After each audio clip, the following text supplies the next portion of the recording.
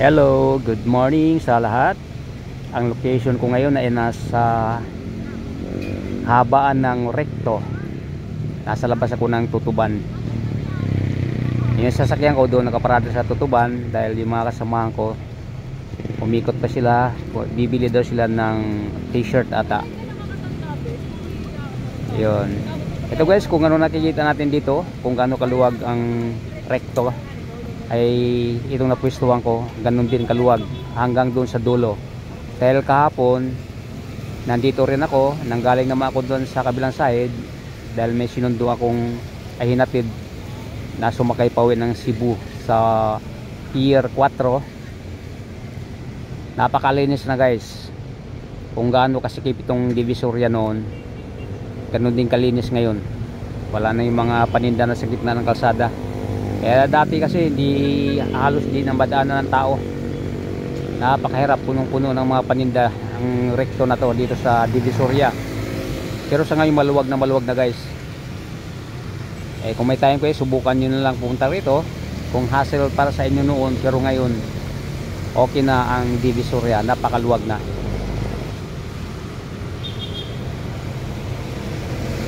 Ito, ikot lang natin ng kamera. Itong way na to, tumbok ito ay doon sa Pier 4.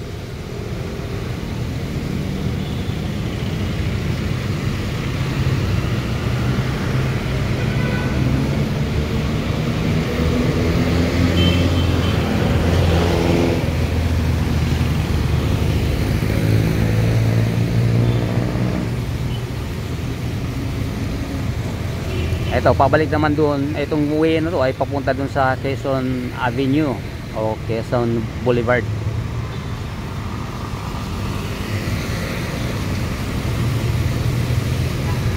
Pag diretso mo to, madadaanan mo muna yung Rizal Avenue kung saan ang LRT natin ay nandoon.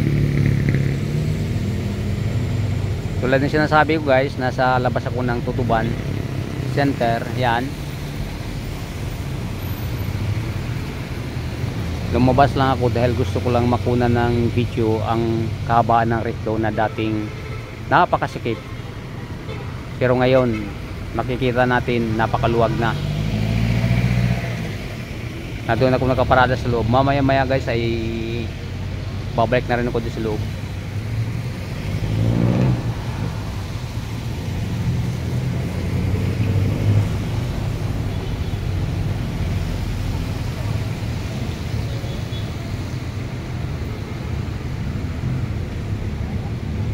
Yan, sa loob ng Tutuban yan.